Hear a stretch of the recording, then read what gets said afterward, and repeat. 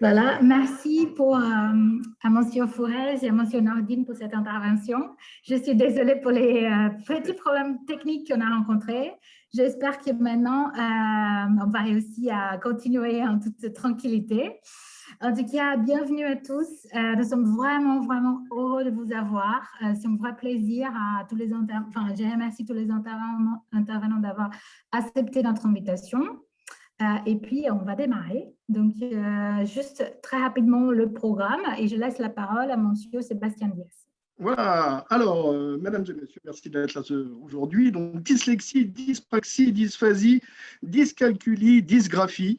À l'école, dans chaque classe, 1 à 2 élèves est touché par ces troubles des apprentissages.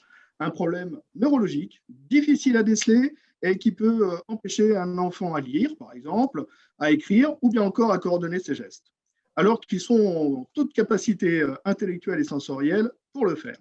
Alors, comment diagnostiquer les troubles d'un enfant 10, comme on dit communément, hein? Comment faut-il s'y prendre tôt, voilà. Comment les aider à surmonter ce handicap invisible?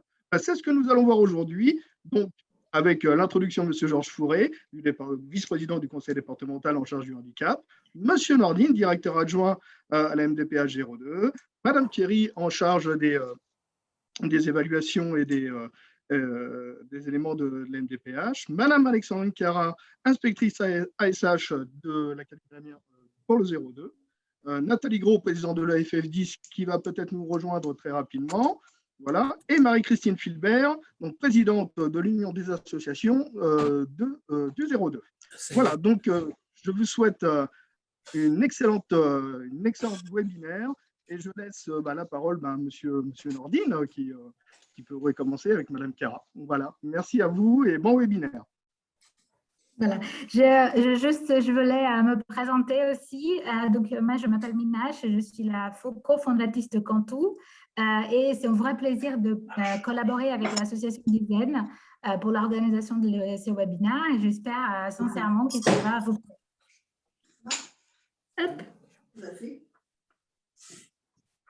Bon, très bien, merci pour ce propos introductif, Monsieur Diaz. Donc, l'objet de notre propos aujourd'hui, ce sera de pouvoir un petit peu… Alors, vous savez qu'on est dans une période très importante actuellement puisqu'on est en pleine préparation de la rentrée scolaire prochaine. Donc, la MDPH est totalement mobilisée et la CDAPH également pour pouvoir évaluer et voilà, ouvrir des droits pour les jeunes qui sont en situation de handicap, hein, de manière à ce que la rentrée scolaire, et là on travaille de concert avec nos collègues de l'éducation nationale, puisse se dérouler dans les meilleures conditions possibles. Donc, vous vous doutez qu'aujourd'hui, on a un flux de demandes encore très important, hein, au niveau de la MDPH, hein, et c'est le cas depuis, je dirais, le début de l'année, hein, avec vraiment voilà, les premières demandes, mais également les renouvellements.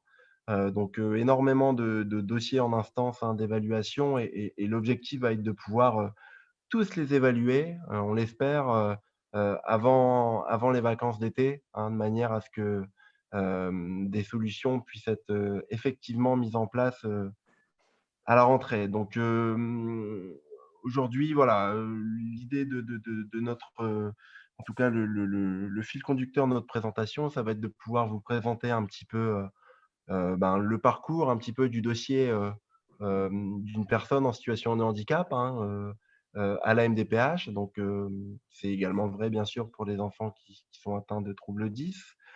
La manière dont la MDPH aujourd'hui évalue les situations qui sont transmises, à partir de quels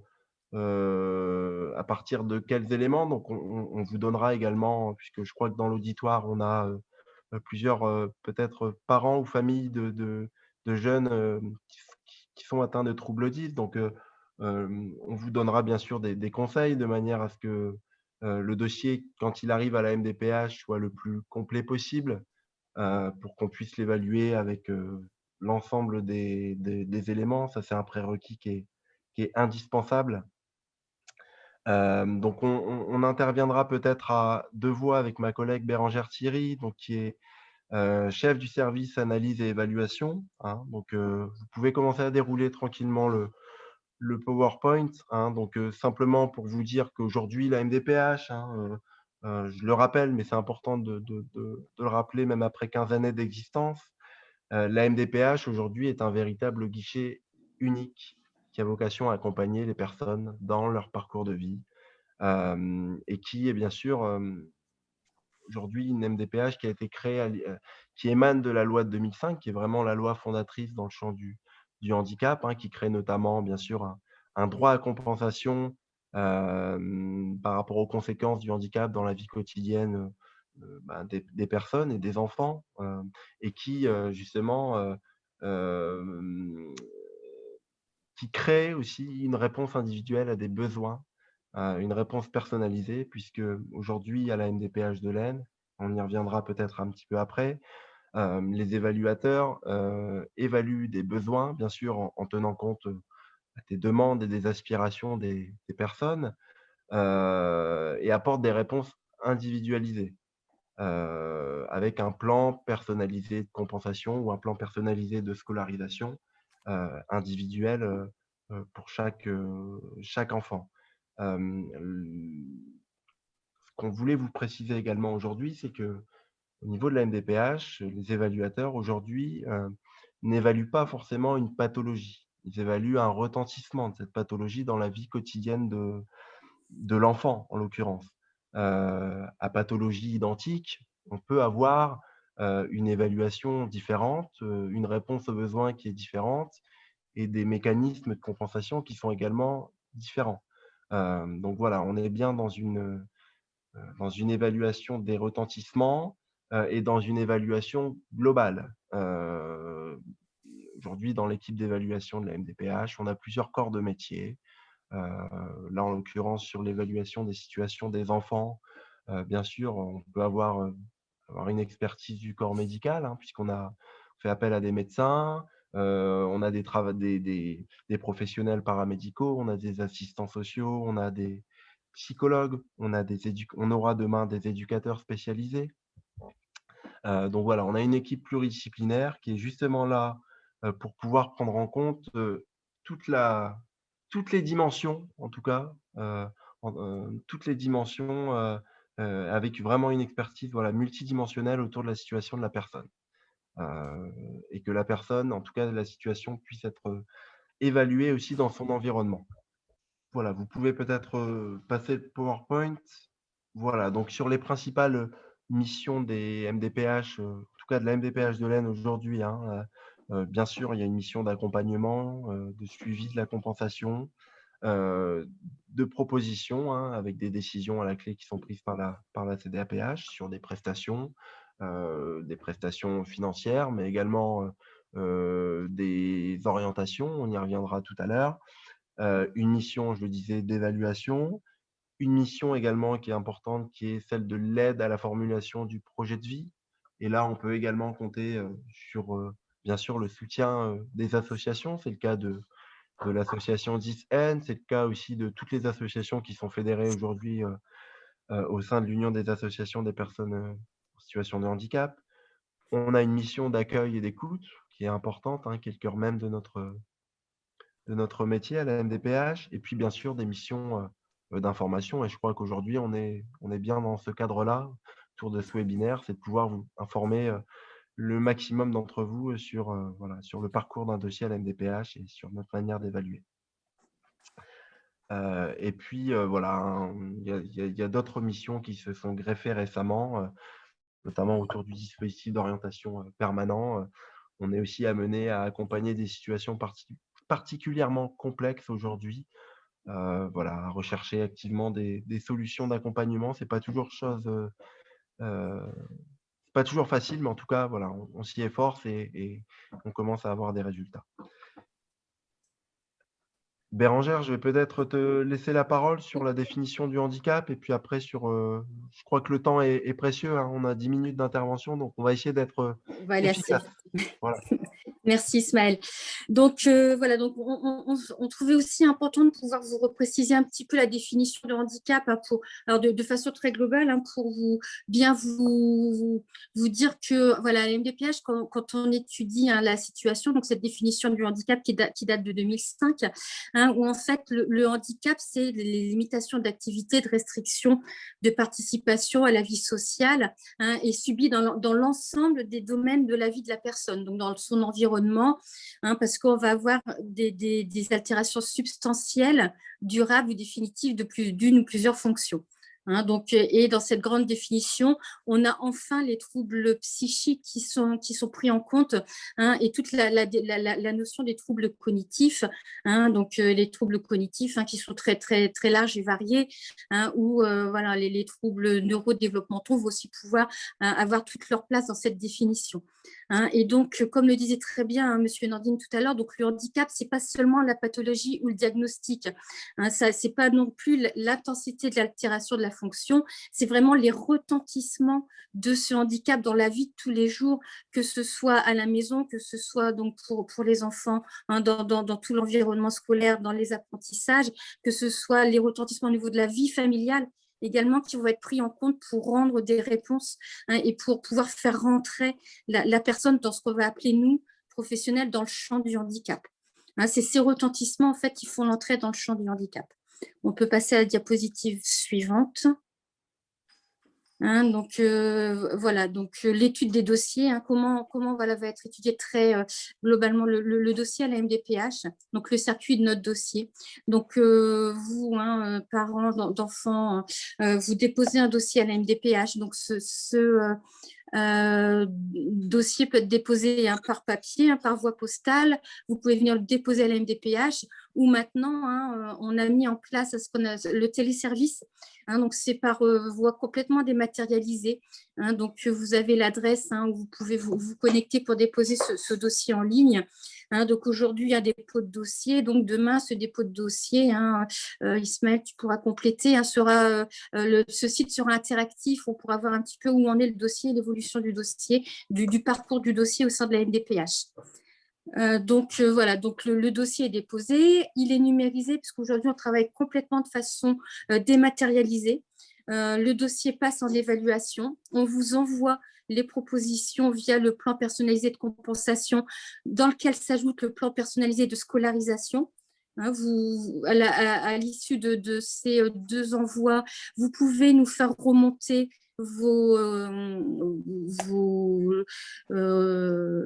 votre accord ou votre désaccord, hein, ou vos appréciations sur ce plan. On peut être amené à revoir la proposition. On peut également être amené à prendre contact avec vous, hein, si on a des difficultés particulières suite à vos remontées. Ensuite, le dossier va passer en commission des droits et de l'autonomie. Donc, c'est vraiment la commission qui est décisionnaire. Hein, l'équipe d'évaluation est là pour émettre des propositions et seule la commission va pouvoir valider ou invalider ces propositions. Hein, c'est pour ça que parfois, hein, des propositions qui vous sont faites par l'équipe d'évaluation, la notification peut être différente parce que les membres de la CDAPH, donc de cette commission, lors de la présentation du dossier, ont pris d'autres décisions. Hein, et donc, on vous envoie à l'issue la notification de décision. Donc, vous pouvez continuer. Hein. Voilà, donc l'évaluation, comme je vous le disais, elle est globale. Hein, elle est multidimensionnelle, donc elle va vraiment considérer le projet de la personne, ses souhaits, ses attentes, l'environnement dans lequel elle évolue et la nécessité, hein, de la pluridisciplinarité pour observer et apprécier la situation du handicap. Donc, comme vous le disiez, Monsieur Nordine, donc les équipes sont multidisciplinaires et à ces équipes, hein, au niveau de la scolarisation, sont aussi intégrés des enseignants, hein, qui sont spécialisés. Et là où on a un partenariat fort avec l'éducation nationale, on a des enseignants référents qui intègrent les équipes d'évaluation, hein, et qui nous apportent toute leur expertise de terrain sur l'évaluation des situations de ces enfants. Et les réponses peuvent être de toute nature et ne sont pas uniquement des réponses de la MDPH, ça peut être des réponses de droit commun. Et la première réponse qui peut être apportée, c'est des aménagements dans le cadre du plan d'accompagnement personnalisé qui peuvent être mis en place et qui peuvent suffire. Hein, les réponses sont vraiment dans tous les domaines de ce qui existe et pas seulement de la MDPH. On peut continuer. Donc, pour rentrer un tout petit peu plus dans le détail, c'est là on va pouvoir vous donner quelques conseils. Hein. Donc, comment se passe l'analyse de la demande? Donc, l'équipe recueille l'ensemble des éléments qui sont nécessaires à l'appréciation de la situation. Donc, l'historique du parcours de la personne, les demandes qui sont formulées et le recueil des pièces complémentaires. Donc, en fait, ce recueil de pièces complémentaires, donc on va avoir effectivement le GEVASCO, hein, qui rentre dans le cadre de l'équipe de suivi de scolarisation. Et vous pouvez dès le départ nous apporter des éléments complémentaires. Si vous avez un bilan d'un ergothérapeute, un bilan d'un orthophoniste à disposition, un psychomotricien, un psychologue, vous nous les mettez dès le départ quand vous nous déposez le dossier. Plus on aura d'éléments d'évaluation dès le départ, plus on pourra vous rendre une réponse complète et rapide. De la situation, et puis on aura d'éléments qui vont nous permettre d'affiner et de recenser le besoin au plus proche de la réalité. Hein, si on ne connaît pas l'ensemble de la situation, fatalement, peut-être qu'il y aura un pan des besoins qu'on aura moins bien identifié puisqu'on n'aura pas ces informations. Hein, donc, on analyse la situation avec l'ensemble de ces situations. Donc, pour les premières demandes, hein, on a une première lecture rapide avec un binôme gestionnaire administratif et évaluateur. Et si on a l'ensemble des éléments, on peut tout de suite statuer sur le dossier et vous rendre une réponse rapide. Pour les dossiers qui vont être un peu plus compliqués, pour lesquels il va falloir une expertise un peu plus poussée, on va avoir diverses thématiques. Hein, donc, et pour les enfants, ça va être donc des thématiques d'inclusion scolaire, des accueils en établissements médico-sociaux. Donc là, c'est des équipes plus spécifiques pour lesquelles on va étudier les demandes de CESAT, par exemple, d'accompagnement par un service, ou des demandes d'entrée en établissements médico-sociaux tels que les IME ou les DITEP.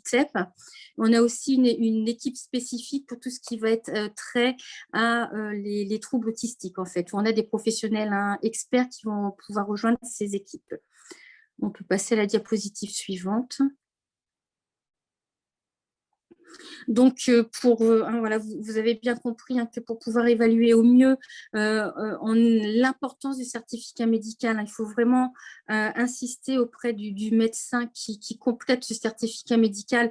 Il faut vraiment que le certificat soit rempli de façon complète et détaillée. Ça va être la clé d'entrée, en fait, dans le champ du handicap, d'avoir vraiment les retentissements qui vont confirmer cette altération durable et substantielle.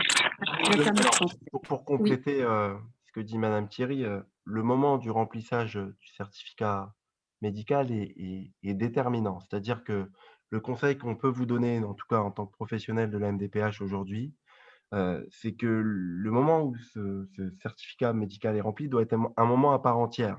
C'est-à-dire que vous devez même prendre rendez-vous avec le médecin pour justement planifier le remplissage du certificat médical. Le certificat médical, ce n'est pas un document que le médecin doit renseigner en fin de consultation et sur un bout de... Voilà, c'est un moment déterminant. Et on s'aperçoit aujourd'hui que dans nombre de dossiers d'enfants ou même d'adultes, certains certificats médicaux ne sont pas suffisamment remplis et ne permettent pas d'apprécier le retentissement du handicap et déjà d'apprécier parfois, de connaître la pathologie. Donc, c'est des éléments qui sont indispensables. Et c'est très difficile pour un évaluateur. Vous savez, un évaluateur, il ouvre un dossier papier, même s'il le fait par voie dématérialisée aujourd'hui. C'est difficile de se faire une photographie et une idée très précise d'une situation quand il manque énormément d'éléments. Donc, le certificat médical, c'est un élément important. Il n'est pas forcément plus important que d'autres éléments, hein. C'est un aspect parmi tant d'autres. Mais en tout cas, voilà, il faut qu'il puisse être complété intégralement et exhaustivement. Voilà.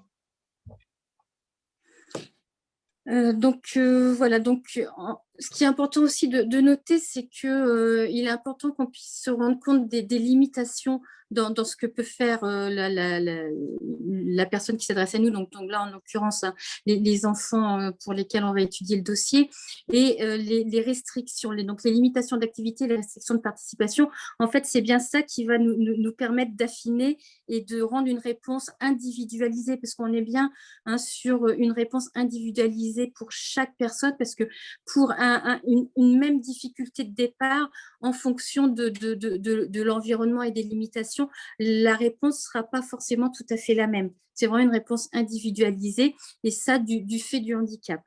Hein, et tout ce qui va être la description de l'environnement est aussi important pour nous, parce qu'effectivement, un enfant qui va être à la campagne, avec des difficultés de déplacement, avec des parents qui eux-mêmes ont des difficultés, on ne rendra pas forcément la même réponse qu'un enfant qui va être en ville avec un noyau d'aide qui va être beaucoup plus développé. Hein, donc, c'est important qu'on ait toutes ces limitations dans nos dossiers, mais il est aussi important qu'on ait donc ces freins, mais aussi ce qui fonctionne bien. Parce que un enfant qui va être en situation de handicap, soit il a des difficultés, mais il a aussi plein de choses qu'il arrive à faire. Et souvent, dans les dossiers, on n'a pas toutes ces choses qu'il arrive bien à faire et comment il a développé les stratégies pour les faire. Et ça va être aussi important. C'est ce qui va nous permettre d'avoir vraiment une image complète de cet enfant en disant « Ah bah oui, il arrive à faire ça de telle façon, donc peut-être que l'aide qu'on va pouvoir lui apporter, elle va passer par là. » Et donc, on aura peut-être une réponse un petit peu différente puisqu'on n'avait pas ces potentialités, hein, qu'on a découvert chez cet enfant. Et c'est pas parce qu'on met ce qui va bien que nous on va dire ah bah tout va bien, on lui donne pas. Non, on fait vraiment l'évaluation globale et l'équilibre entre ce qui fonctionne, ce qui ne fonctionne pas. Et c'est l'ensemble de ça qui va nous permettre d'avoir la réponse qui va être la plus adaptée et qui permettra à l'enfant de poursuivre sa scolarité et de poursuivre ses apprentissages dans les meilleures conditions possibles. Donc, on peut passer à la diapositive suivante. Si je peux rebondir Oui. avec Oui. vous, Madame Thierry, Oui, c'est d'où l'intérêt aussi, parce que je vois que ça vient un petit peu de toute la France, nos webinaires, c'est vraiment se rapprocher aussi de leur association, qui, il ne faut pas oublier, l'association est là pour faire une courroie de distribution et travailler vraiment avec la MDPH, avec l'académie, justement pour apporter les meilleures solutions. Et l'idée, en l'occurrence pour nous, Dicen, c'est vraiment d'accueillir les personnes et déjà d'étayer déjà bien le dossier pour pouvoir apporter un maximum d'informations aux intéressés pour qu'il y ait un meilleur traitement du dossier. Je pense que notre collaboration a porté ses fruits justement à ce sujet. Et c'est vrai que plus nous, on étaye la sensibilité de la famille et de l'enfant, mieux c'est pour une prise en charge. J'en viens également pour le médecin, le certificat médical. Surtout, pour rebondir avec ce que disait M. Nordine, lorsque vous prenez rendez-vous avec votre médecin, bien spécifier que c'est pour remplir le dossier MDPH. Hein, bien spécifié. Parce que sinon, comme vous le dites, si c'est sur un coin de table ou un médecin, en règle générale, vous prend sur 15 minutes. Donc voilà, donc il vaut mieux qu'il prenne son temps, même si c'est en fin de journée, pour bien discuter avec son médecin. Alors il y a des questions qui disent oui, les médecins ne sont pas formés et autres. Je pense que les médecins sont très avertis et je pense que justement en prenant le temps d'être avec son médecin, d'expliquer les choses, le médecin pourra tout à fait prendre en considération les demandes de l'enfant et les besoins de l'enfant. Voilà. Merci. Donc, je poursuis très rapidement. Voilà, on a voulu vous mettre une petite info par rapport à la commission des droits et de l'autonomie des personnes handicapées. Donc, en fait, c'est une commission qui est composée de 23 membres. Ces 23 membres sont issus d'horizons très différents. On a des personnes, des associations, des représentants des personnes en situation de handicap. On a également des représentants de l'État. On a des représentants des autorités de régulation, donc l'Agence régionale de la santé, le conseil départemental. On a également l'éducation nationale qui est représentée. On a les établissements médico-sociaux. c'est ça, les établissements médico-sociaux, et je crois qu'on a fait le tour. Donc, en fait, ce sont 23 membres, avec donc une représentation sur la commission quand elle se tient sur les sessions de minimum 11 membres. En temps normal de fonctionnement. Et elle seule, comme je vous le disais tout à l'heure, est habilitée à prendre les décisions. C'est vraiment elle qui prend les décisions. Et si voilà, les décisions ne vous conviennent pas, donc il y a des moyens de revenir vers nous. Donc on a le comité restreint. Donc en fait, ce comité restreint, c'est une émanation. Donc c'est un montage qui existe à la MDPH 02. Chaque MDPH fonctionne par rapport à ça, parfois de façon un peu différente. Donc, nous, on a choisi une émanation des membres de cette commission pour recevoir les personnes, pour pouvoir avoir justement un temps d'échange privilégié avec les membres de la commission et permettre d'expliquer les difficultés qu'on n'a peut-être pas forcément bien cernées. Et ces membres de la commission sont vraiment une passerelle entre la session, l'entité CDAPH et l'usager, et rapporte les propos de l'usager lors de la commission pour prendre une décision définitive, qui peut être modifiée suite à cet entretien. C'est vraiment un temps d'échange privilégié qui permet de comprendre pourquoi les propositions ne sont pas forcément en accord avec les demandes de départ, et d'avoir cet échange-là privilégié et de comprendre un petit peu le travail des uns et puis les difficultés des autres. Voilà, donc la notification, donc suite à la notification, il y a des voies de recours qui peuvent se faire dans un délai de 2 mois. Donc c'est le fameux RAPO, donc c'est le recours administratif préalable obligatoire que vous pouvez nous déposer suite à la notification pour nous permettre de revoir la situation. Et si vous nous déposez ce RAPO, ce recours, il faut vraiment nous apporter des éléments complémentaires pour qu'on puisse revoir la situation, et peut-être qu'il y a un élément qu'on n'a pas pris en compte, qui n'était pas présent à l'époque, qui va nous permettre de revoir la situation dans sa globalité. Donc ce recours fait l'objet d'un nouveau passage en commission pour revalider les nouvelles propositions ou revalider le fait qu'on maintienne les décisions de départ. Et suite à ça, si jamais vous n'êtes toujours pas en accord avec les propositions, c'est seulement après cette étape qu'il y a la possibilité de se tourner vers le tribunal judiciaire au jour d'aujourd'hui. Il y a une autre voie qui existe, qui est la conciliation, où là, vous pouvez faire appel à un conciliateur, donc, qui est quelqu'un de complètement extérieur à l'MDPH, qui est là pour vous écouter et vous donner éventuellement des explications et des conseils sur la marche à suivre ensuite pour l'étude de ce dossier. Excusez-moi, Madame Thierry, je suis obligée de vous demander de... D'accord, très bien. Faire attention au temps. Oui. Ouais, donc après, on avait relisté les prestations enfants, donc, mais je pense que vous les connaissez tous, donc je ne veux pas les faire dans le détail. Donc, il y a toutes les prestations qui vont être financières, donc la EEH, les compléments, la prestation de compensation du handicap, les prestations, donc les cartes de mobilité, inclusion, priorité, stationnement à validité. Sur la diapositive suivante, on a toutes les prestations liées à la scolarisation, que je pense que vous connaissez tous, donc je les avais relistées. Et sur la dernière slide, c'est toutes les prestations liées à l'accompagnement médico-social, donc avec tout ce qui va être CESAD, les établissements médico-sociaux.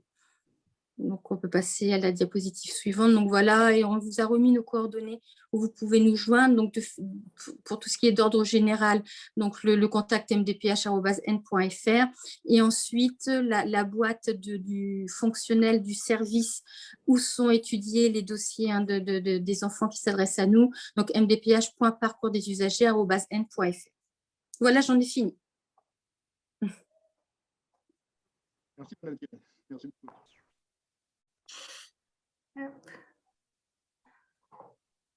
Voilà. Merci beaucoup, Madame Thierry, Monsieur Nordine, que j'ai le plaisir d'accueillir Madame Alexandrine Cara de l'Éducation nationale pour nous faire sa petite présentation. Donc oui, je vais être assez rapide. Hein. Bonjour à tous. Donc, est-ce que c'est possible de mettre la première diapositive? Il y a beaucoup de chiffres, donc je vais passer assez vite pour pas lasser les gens aussi. Donc, sur cette diapositive, je voulais montrer deux choses. Hein. C'est le pourcentage d'élèves en situation de handicap dans l'enseignement ordinaire par rapport au national et par rapport à l'académie. Donc, on s'aperçoit, si vous regardez la dernière ligne pourcentage, il y a 3,1% d'élèves en situation de handicap au niveau du département de l'Aisne. Et au niveau du national, on est à 2,7%. Donc, on est, entre guillemets, hein, surreprésenté sans qu'il y ait un jugement de valeur par rapport au département de l'Aisne, par rapport au niveau national. On est également, au niveau du premier degré, on arrive réellement au niveau du département de l'Aisne à faire monter nos élèves dans le second degré. On s'aperçoit qu'on a 2,7% d'élèves dans le premier degré et nous en avons 3,6% au niveau de 2018 au niveau du second degré. Et on en a encore plus au niveau de 2020. Cela s'explique par les ouvertures de dispositifs ULIS, dispositifs d'inclusion scolaire que nous mettons en place au niveau du département de l'Aisne pour mailler le territoire. C'est-à-dire que nous avons encore 4 ouvertures de dispositifs ULIS dans le département de l'Aisne et au niveau académique, c'est nous qui ouvrons le plus, aussi bien au niveau du collège que du lycée, justement pour améliorer le parcours de formation des élèves et se dire qu'ils vont pouvoir être accompagnés jusqu'au lycée général et lycée professionnel. Donc voilà, c'était ce petit point-là. Est-ce que c'est possible de passer la deuxième diapo, s'il vous plaît? Oui, juste après, s'il vous plaît. Voilà. Là, ça bougeait un petit peu les chiffres. Là, c'était pour vous montrer un petit peu l'évolution au niveau des élèves en situation de handicap dans le département de l'Aisne. Alors, on est parti en 2017 à 3192 et en 2020, nous sommes à 3729. Il y a eu 255 élèves de plus notifiés entre 2018 et 2019 et 307 en plus entre 2019 et 2020. C'est énorme. Alors, comment on peut expliquer cela? Je dirais plusieurs éléments. Déjà, des plateformes de dépistage. Au niveau du département de l'Aisne, M. Diaz pourra nous le dire également, on était très, très en retard sur le dépistage des élèves 10. Donc, je pense qu'on remonte un petit peu notre retard, entre guillemets, sur le dépistage, qui me semble bien meilleur, mais encore, il faut encore qu'on soit plus précoce dans le dépistage, hein, mais il y a des choses qui ont été faites grâce à la plateforme 10 au niveau de Saint-Quentin, puisque dans le département de l'Aisne, on était vraiment très à l'écart d'Amiens, avec des gens qui étaient dans l'impossibilité, il faut le dire, hein, je pense aux tir à chien, ceux qui sont à Hirson ou autres, de se déplacer sur Amiens et des temps d'attente extrêmement longs. Il y a ce point-là. Et également le dépistage par rapport aux élèves autistes. Il y a beaucoup d'élèves d'enfants autistes dans notre département. Et le dépistage des enfants autistes nous a permis, en tout cas, ils sont mieux dépistés. Ça permet en tout cas de pouvoir les repérer et d'ouvrir des unités d'enseignement maternel autisme également. Donc, c'est vraiment un point fort sur ces 2 dernières années par rapport à ça. Bon, je me dépêche. Donc, diapo suivante. C'était pour montrer un petit peu les heures d'accompagnement par rapport aux élèves qui sont notifiés par la MDPH hein, suite à cette évolution des dossiers d'élèves. Hein. Donc, on a plus d'élèves et plus d'heures notifiées, il y a une logique. Donc, entre 2018 et 2019, on a eu 3652 heures en plus de notifiés.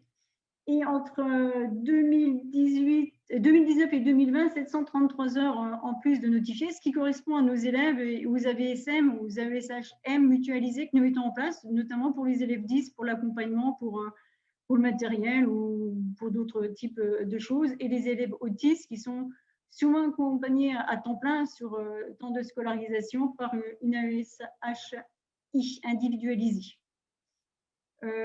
Donc, je voulais faire un point sur le matériel pédagogique, hein, puisque le matériel pédagogique, il est notifié par la MDPH. Donc, on a demandé au ministère d'avoir davantage d'argent pour accompagner les élèves au niveau des ordinateurs, mais ça peut être aussi au niveau d'une imprimante braille, puisqu'on a des pôles déficients visuels. Donc, entre 2018 et 2020, vous voyez, en 2018, on avait 162 000 euros. Et en 2020, on a 180 000 euros. Et certainement qu'il faudra que je demande une rallonge supplémentaire pour la fin d'année, pour l'achat d'ordinateurs supplémentaires, par exemple, pour vous montrer un petit peu l'évolution. On va vous montrer la diapositive suivante. Alors là, c'était un exemple de fiche. On était très en retard. On était toujours en décalage entre la notification MDPH et en fait, on se posait toujours la question, mais quel matériel faut-il mettre pour que ça soit le plus pertinent pour l'élève? Parce que nous dire juste, c'est pas une critique. Il faut un ordinateur, une souris scan, ça ne nous suffit pas en fait. C'est vrai qu'il fallait qu'on soit encore plus pertinent pour répondre le mieux possible à la demande de chaque enfant, parce que chaque enfant est différent. Il y a plein de types de 10.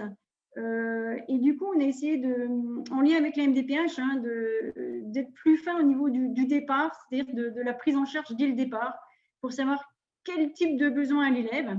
Donc ça, c'est beaucoup les ergothérapeutes, on ne va pas se cacher, hein, Monsieur Diaz, qui nous aident sur ce point-là. Et nous, à partir du moment où c'est écrit par l'ergothérapeute, on y va en toute confiance et du coup, ça nous permet un gain de temps phénoménal pour bien cibler ce dont a besoin l'élève.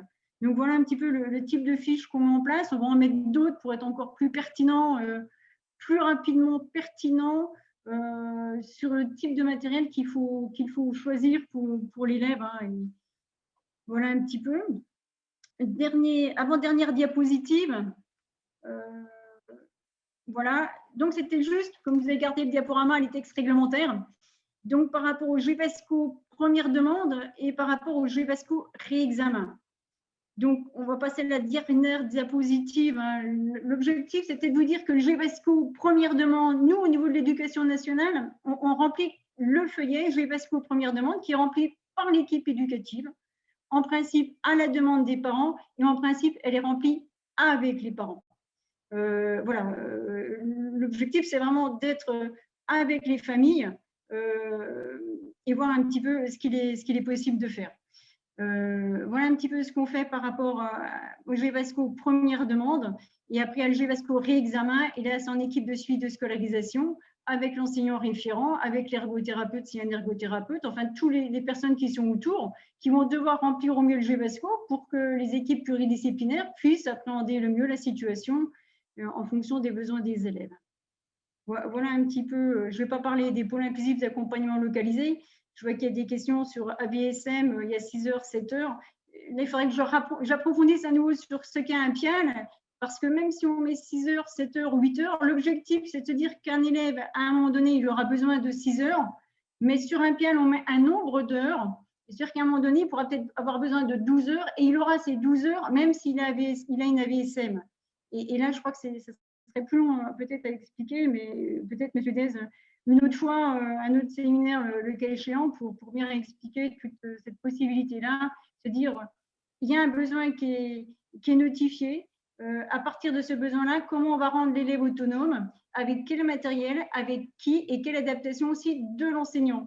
Parce que notre objectif aussi, c'est bien que l'enseignant adapte ses cours, numérise ses cours, plutôt que systématiquement donner du matériel et que l'élève doit faire avec l'AESH. Voilà, je vous remercie. Je ne vais pas être plus que ça. Merci, Madame Cara, c'était parfait. Alors, si je peux apporter déjà sur l'évolution, déjà depuis la création de l'association DICEN, je tenais quand même à remercier donc, les services de Madame Cara et de la MDPH de l'évolution qui a été faite déjà depuis ces 3 ans et l'accélération de la prise en charge des dossiers déjà depuis, on va dire, les 4-5 derniers mois. C'est vrai que le traitement de la MDPH va très très vite maintenant. Monsieur Nordine, je pense que vous êtes d'accord, on est sur 4 mois, ce qui était… Disons qu'on priorise aujourd'hui le traitement de ces dossiers 10. Ouais. Je suis un peu moins positif que vous sur nos traitements, nos délais de traitement globaux pour les enfants et les adultes, mais en tout cas là, on est totalement mobilisé pour que ces enfants et un accompagnement adéquat à la prochaine. Nous, alors, pour un retour de terrain, je peux vous dire que les parents sont hyper satisfaits, en fait, et même très surpris d'avoir une réponse aussi rapide de la MDPH. Donc, il faut génial. féliciter les équipes de la MDPH. Exactement. En live, voilà, et je tiens à vous féliciter, Madame Carra également, parce qu'on voit bien que même au niveau des PIAL, qu'on aura peut-être l'occasion d'en faire justement une visio d'ici quelques temps, justement bien spécialisée, bien comprendre aussi la mise en place des PIAL, pour que tout le monde comprenne bien comment ça fonctionne, parce que c'est vrai que c'est simple, mais c'est compliqué à la fois. Et donc, je pense que vous avez vraiment l'expertise parfaite pour vraiment bien développer tout ça. J'espère qu'on aura l'occasion de le faire. Mais en attendant, même chose, j'ai un retour des enseignants et autres en disant, bah oui, ça marche plutôt pas mal. Comme il y a un bon suivi MDPH Academy, ça matche plutôt pas mal. Donc, félicitations à tous. Bravo pour ce travail déjà depuis 3 ans et cette accélération déjà depuis quelques mois. Bravo à vous.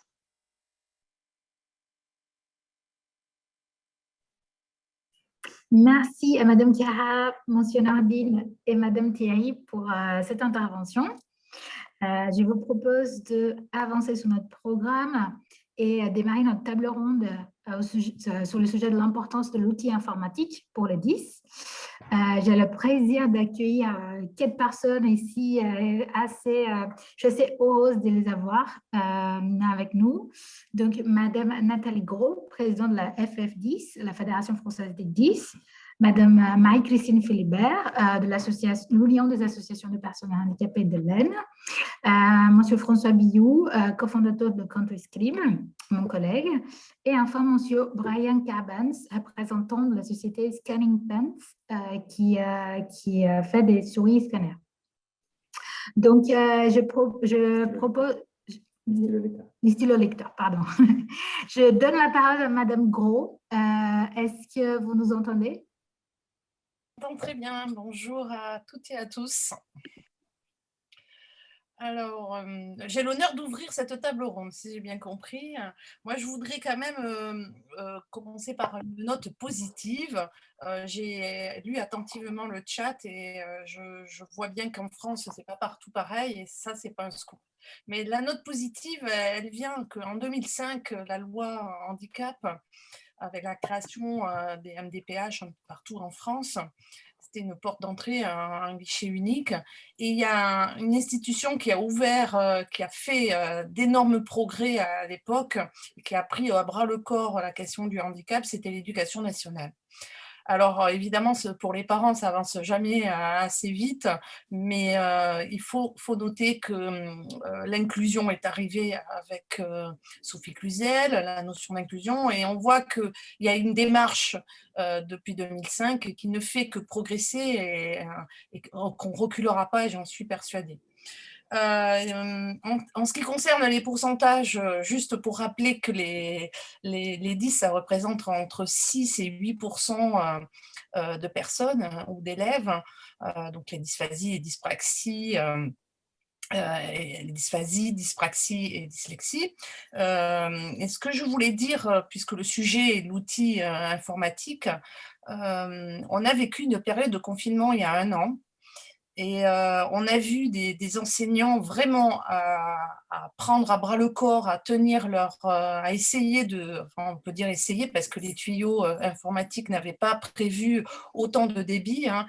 On s'est tous mis finalement à des webinaires et on n'était pas expérimentés, hein, ça il faut le dire, hein, on n'était pas habitués.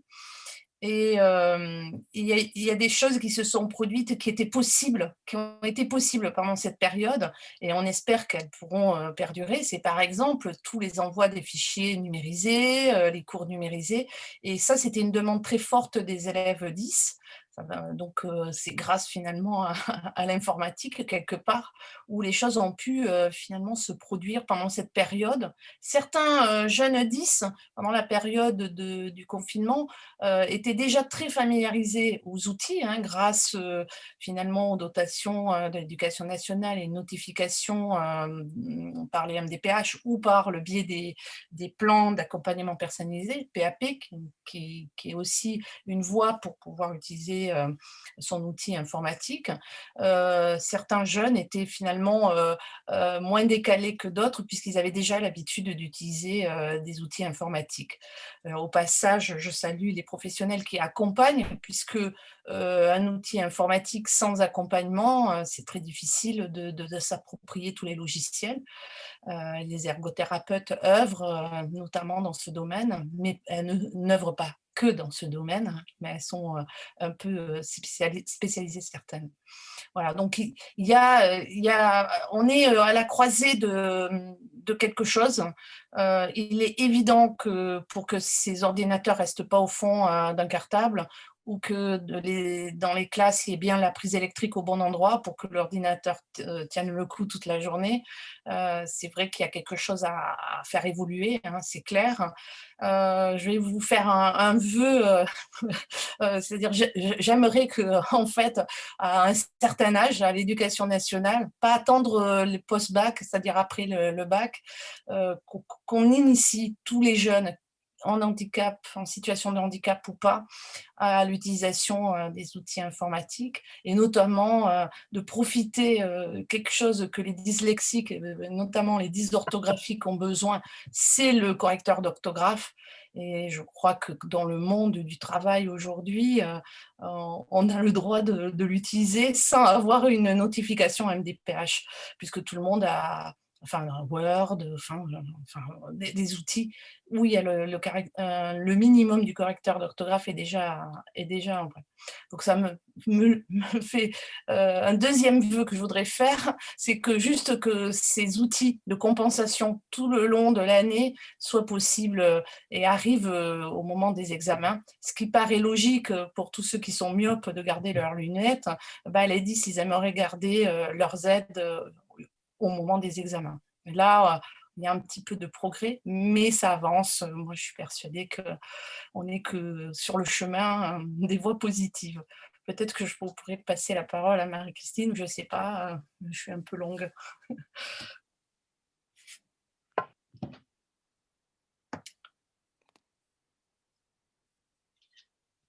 Oui, je peux prendre le relais. Si tu veux. Voilà. Tout le monde entend? Bon, je ne sais pas si vous me voyez, mais bon. Si, on te voit, Marie-Christine. Oui, on vous voit et on vous voit très bien. D'accord, merci. Bonjour à tout le monde. Donc, je me présente, Marie-Christine Filbert. Je préside dans l'Aisne l'Union des associations de personnes handicapées. Je suis parent et ça fait une quarantaine d'années que je suis sur le pont. Voilà, donc matériel pédagogique, je pense qu'on est tous d'accord, hein, je pense que c'est vraiment une réponse au service de la scolarisation des élèves en situation de handicap, avec l'attention quand même particulière de ne pas donner à penser que handicap égale ordinateur, et avec un petit clin d'œil, handicap n'égale pas forcément auxiliaire de vie scolaire non plus. Ce sont bien sûr des aides à penser, ce sont des aides à articuler avec d'autres, et en premier lieu avec les aménagements et les adaptations pédagogiques et une certaine forme d'organisation de la classe. Donc le matériel pédagogique, c'est un outil, c'est pas une fin en soi. Donc si c'est un outil, lequel, pour qui, un outil pour faire quoi?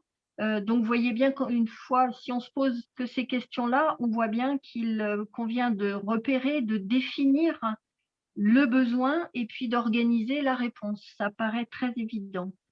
Du coup, deux questions. En quoi cet outil, alors dans sa très très grande diversité, hein, je pense qu'on aura des professionnels de ces outils tout à l'heure, c'est très vaste. En quoi cet outil va être utile? En quoi il vient rendre l'école accessible, hein, on a parlé d'accessibilité avant de parler de compensation. Et en quoi ça devient davantage un outil pour faire passer le message de l'enseignant. Donc, c'est un peu ce que disait Madame Cara tout à l'heure, c'est ce qui pose automatiquement la question de la posture et de la formation des enseignants à être en capacité de travailler avec des outils adaptés. Et je pense qu'à ce niveau-là, on a encore une marge de progression dans les formations initiales et continues des enseignants. Deuxième question, en quoi le matériel pédagogique, l'outil, est en compensation de la situation de handicap? en quoi il vient lever des obstacles aux apprentissages et qu'on a pu identifier, repérer, observer au sein de la classe. Alors, d'autres questions, est-ce que c'est un matériel, un outil qui va augmenter les capacités de l'élève? Est-ce qu'il va donner de la rapidité? Est-ce qu'il va donner de l'efficacité?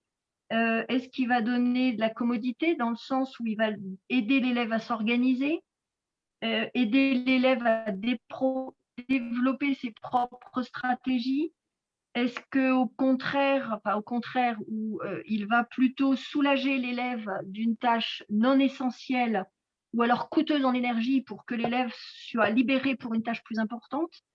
Est-ce qu'il va permettre de décharger une tension trop forte? Est-ce qu'il va suppléer un manque, une incapacité?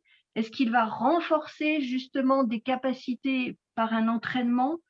Est-ce qu'il va contribuer à une autonomie qui va être acquise au bout d'un moment? Voilà, c'est vraiment des questions très larges qu'il convient de se poser et comme on disait tout à l'heure, pour chaque élève. Et sur ces questions, moi, je vous renvoie aux travaux de l'INSHEA, qui est l'Institut de formation et de recherche pour l'éducation des jeunes en situation de handicap, et notamment les travaux d'Hervé Benoît et de Jacques Sagot, qui ont vraiment beaucoup travaillé là-dessus. Un autre point que je souhaitais partager avec vous, la question du temps. Anticiper le repérage du besoin, c'est indispensable, et donner du temps pour préparer l'arrivée de l'outil et vérifier son efficacité. Vraiment, je siège aussi en CDAPH et quelquefois c'est en CM2 qu'on demande du matériel pédagogique parce que hop, la 6e va arriver. Nous, on trouve que c'est quand même un peu tard parce qu'il y a une question d'apprentissage, vous le disiez tout à l'heure, la question de trouver une ergo, de passer du temps en rééducation avec une ergo. Il faut vraiment anticiper le besoin et c'est vraiment un travail précis qu'il convient de faire. Enfin, moi, j'ai envie de partager un enjeu avec vous. Alors, il vaut pour le département de l'Aisne. J'ai compris qu'il y avait des personnes d'autres départements, mais bon, vous pouvez aussi vous questionner sur votre département.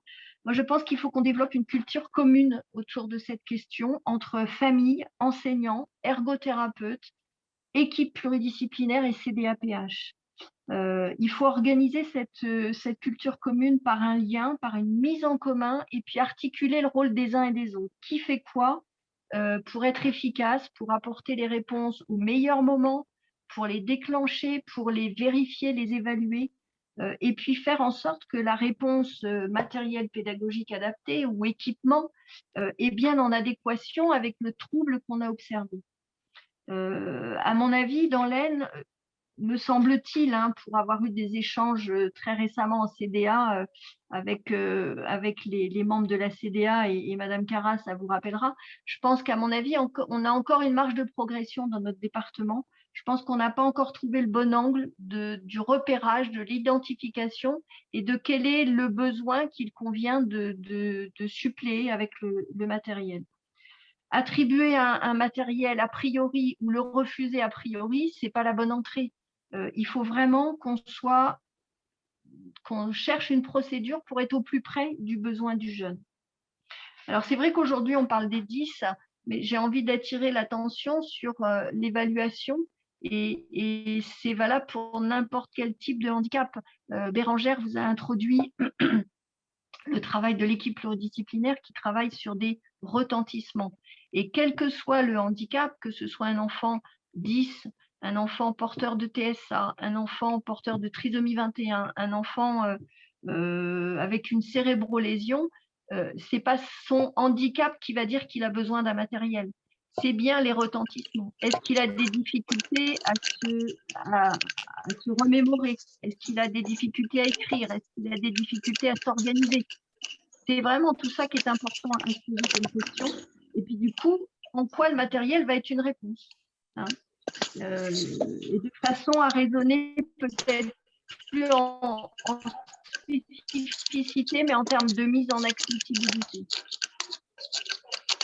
Voilà. Si je peux me permettre, juste avant de passer la parole, il y a eu beaucoup de questions sur les médecins tout à l'heure.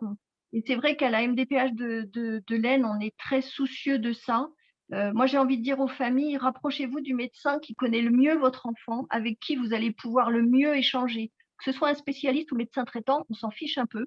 Le dossier MDPH ne requiert pas un dossier médical rempli par un spécialiste. C'est un médecin. Donc, allez au plus simple pour vous, hein, c'est le plus important. Savoir qu'un médecin n'a pas le droit de refuser de remplir un dossier MDPH. Il y a un texte là-dessus. On pourra donner les références si vous le voulez. Et puis, j'ai vu passer une question sur comment savoir les associations qui siègent à la MDPH. Il suffit d'interpeller votre MDPH, elle vous donnera la liste des associations qui siègent en CDAPH et harceler ces associations, elles sont là pour ça.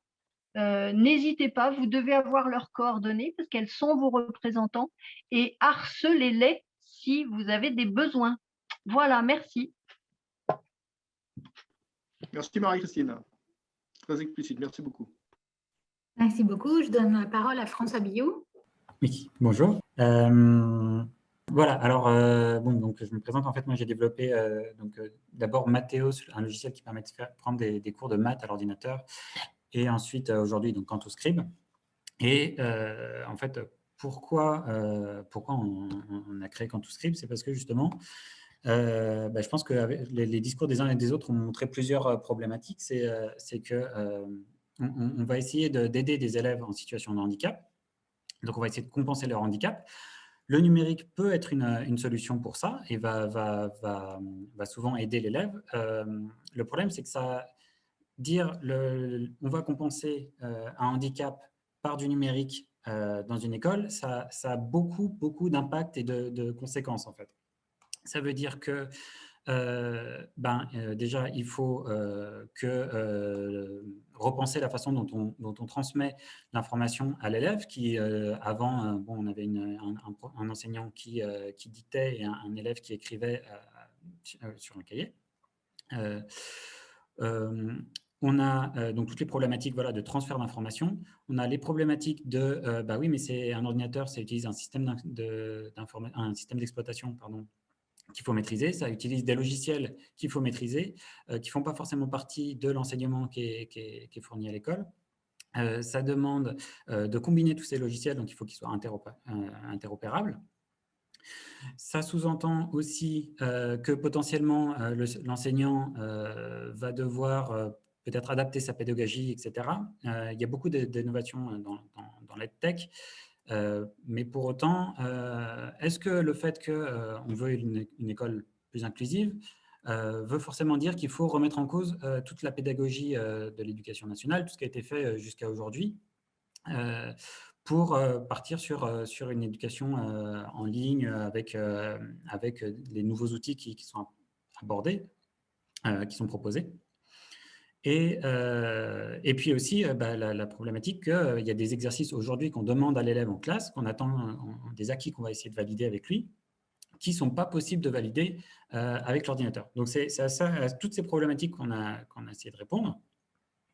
Mais effectivement, quelle que soit la réponse que vous apportez, que ce soit avec CantoScribe ou avec d'autres logiciels, c'est des problématiques qu'il va falloir avoir à l'esprit quand vous allez apporter la réponse adapté pour un enfant 10 ou en situation de handicap. Et du coup, voilà, alors nous, notre position, ça a été d'essayer de faire en sorte qu'un enfant en classe avec l'ordinateur puisse suivre le cours de la même façon que l'enfant qui est à côté de lui sur un cahier. Pourquoi? Parce que déjà, ça allège ça simplifie beaucoup la formation des enseignants, parce qu'on va pas en plus leur demander de changer leur pédagogie. On va essayer de leur dire, vous faites comme d'habitude, et simplement l'enfant, lui, avec son ordinateur, avec un outil qu'il maîtrise, il devient autonome. C'est-à-dire qu'il n'a pas besoin que quelqu'un écrive pour lui, fasse l'exercice pour lui, mais il est capable de réaliser les différents exercices qui sont proposés, parce que pour chacun de ces exercices, il a un outil qui lui permet de le faire. Et idéalement, ces outils en plus sont intercompatibles, et du coup, il peut même faire un examen, rendre une copie. Donc voilà, c'est ce genre d'approche qu'on a privilégié, en essayant de prendre en compte aussi les problématiques qu'en classe, des fois, on n'a pas Internet, par exemple, et puis en situation d'évaluation, il y a des outils qui remettre en cause la pertinence de l'évaluation, parce que effectivement, voilà, c'est important qu'un élève, pour des raisons d'équité, en fait, pour qu'un élève en situation de handicap, en particulier dyslexique, puisse bénéficier d'une synthèse vocale ou peut-être d'outils de correcteur orthographique, etc. Par contre, quand l'objectif de l'évaluation est justement d'évaluer sa capacité d'orthographe, il va falloir trouver des solutions aussi pour ces problématiques-là, pour pouvoir donner une évaluation qui soit équitable, mais quand même juste de l'élève, pertinente en tout cas de l'élève. Voilà, c'est ça que je voulais dire. Alors après, bien sûr, il faut que, comment dire, déjà, il y a un travail qui soit fait aussi sur l'acceptation de ces différences. Et aujourd'hui, on a la chance qu'on est dans une société numérique où justement l'ordinateur, la tablette, c'est de plus en plus normal et que l'éducation s'équipe de plus en plus de ça. Et nous, ce qu'on essaye de défendre, c'est de profiter de cette numérisation de l'éducation pour dire on va faire une éducation numérique inclusive, c'est-à-dire une éducation qui va prendre les bénéfices du numérique, qui ne va pas remettre en cause tous les acquis qu'elle a eus pendant quand même des siècles d'existence, et qui va permettre d'utiliser tous ces outils pour avoir une classe où on va plus s'intéresser à l'élève s'il est dyslexique, s'il est dyspraxique, s'il est typique, s'il a besoin d'outils particuliers, etc. On va pouvoir utiliser ces outils pour faire progresser à la fois l'éducation dans l'ère du numérique et combler les écarts qu'on note aujourd'hui justement dans la scolarité des 10. Je crois qu'il y a un chiffre qui est donné par la FF10 qui estime que 50% des échecs scolaires sont liés aux troubles 10. Moi, de mon expérience personnelle, j'ai vu qu'effectivement, en tout cas, il y avait une grosse différence entre les filières générales et les filières on va dire professionnelles en termes de proportion de 10 parce que les élèves 10 sont redirigés vers ces filières. Et du coup, voilà, pour moi, c'est aujourd'hui l'occasion d'essayer de dire on va essayer de combler tous ces écarts et d'essayer de profiter du numérique pour faire croître tout le monde ensemble, en fait. Merci beaucoup. Je donne la parole à Brian de Scanning Pens. Bonjour, ravi de vous connaître toutes et tous. Je suis Brian Carbans de la société Scanning Pens. Est-ce que vous êtes là? Oui. Oui, alors moi je suis Brian Carbans de la société Scanning Pens. Enchanté de vous connaître toutes et tous. Je suis de la compagnie, je suis gérant de vente pour Scanning Pens. Et un peu d'histoire sur Scanning Pens. Nous proposons comme outil d'appui un stylo lecteur qui est utilisé par les élèves dans les écoles. Et on veut bien proposer le même outil en France pour partager les bénéfices de cette technologie. Alors, un peu d'histoire sur Scanning Pens. Scanning Pens, c'est une compagnie britannique. Nous avons centaines d'employés éparpillés dans le monde entier, dans l'Angleterre, Australie, Inde, aux États-Unis et au Canada.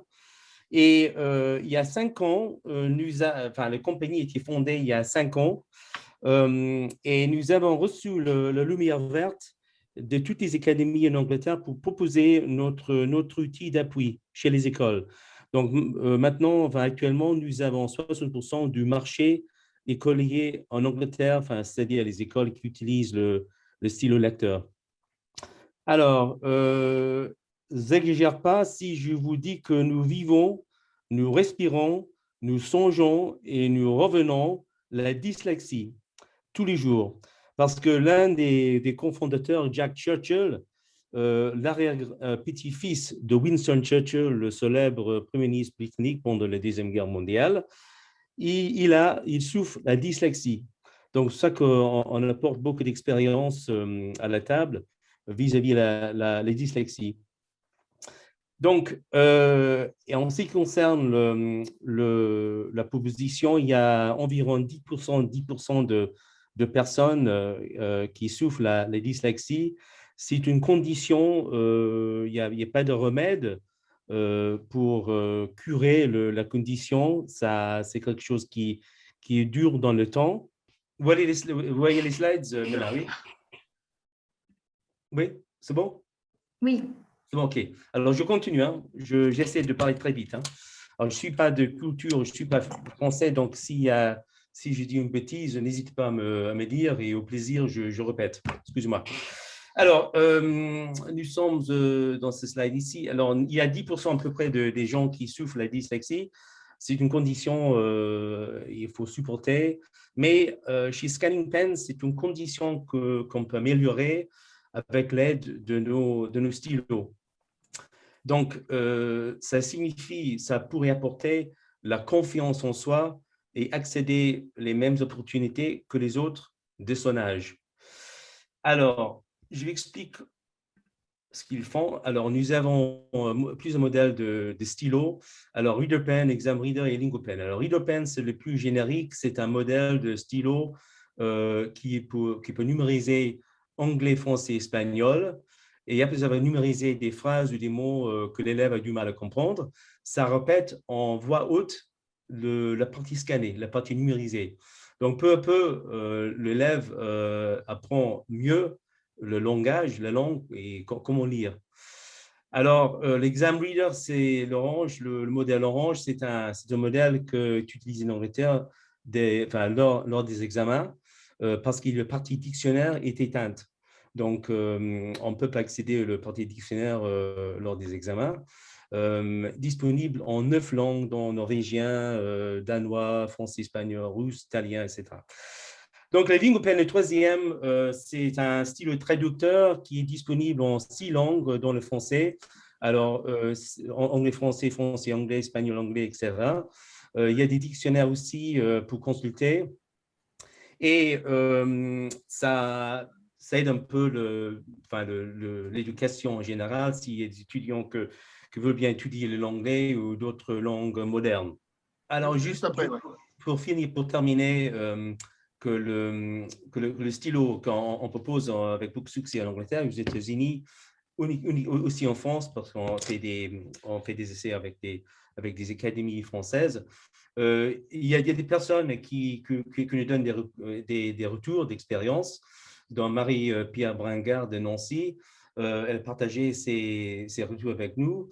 Aussi, on donne des stylos prêts aux écoles en Angleterre, et sur 10 stylos prêtés, en format prêt, il y en a 8 qui sont vendus. Donc, il n'y a que 2 qui sont retournés. Alors, le bénéfice clé du produit, c'est un produit unique dans le sens où tout est dans le modèle. Il n'y a pas besoin d'infrastructure informatique, ni de Wi-Fi, ni de 4G pour faire fonctionner le stylo. On peut être dans les déserts Sahara et ça fonctionne. Alors, c'est une méthode préférée. L'élève apprend peu à peu parce qu'au lieu de présenter à un élève une page dématérialisée, ils apprennent mieux peu à peu avec l'appui du stylo. Alors, le ReaderPen, stylo acteur, a été validé par toutes les académies d'Angleterre, comme je vous ai signalé. Et nous avons une étude à partager avec vous plus tard, effectuée par le ministère de l'Éducation en Malte, qui constate que 8 semaines de l'usage du stylo, ça signifie 1 an de rattrapage. Merci de votre patience et de supporter un accent si bizarre. Merci. Merci beaucoup.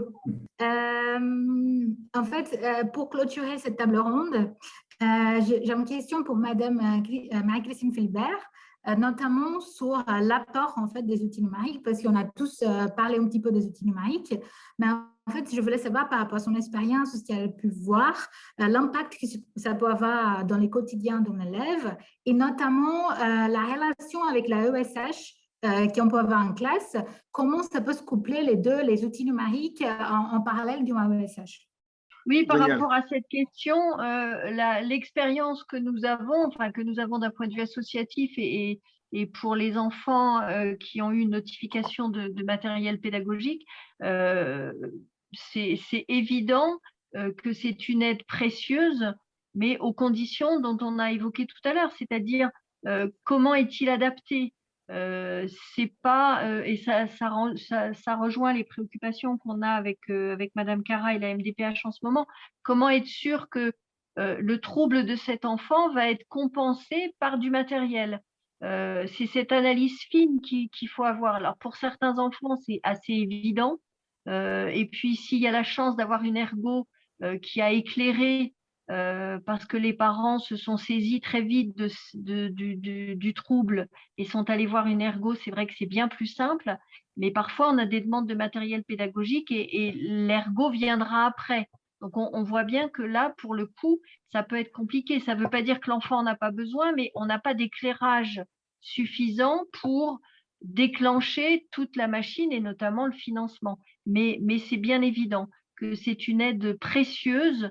Et j'ai envie de dire par rapport à la deuxième partie de votre question, matériel pédagogique et AVS, c'est pas systématique.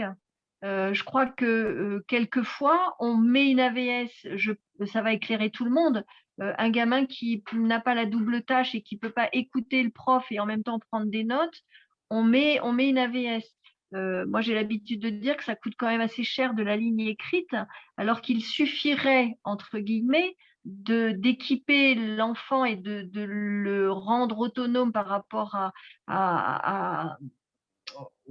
au cours, et c'est là où ça renvoie à l'accessibilité de l'école, que les profs aient l'habitude de mettre leurs cours sur clé USB, que l'enfant puisse avoir peut-être la veille, comme ça il lit le cours à la maison, etc., ou à minima il l'a le soir en rentrant, mais il a été complètement disponible pour écouter, et il a le jeu de l'équipement informatique qui vient aider, et on n'a pas besoin d'AVS.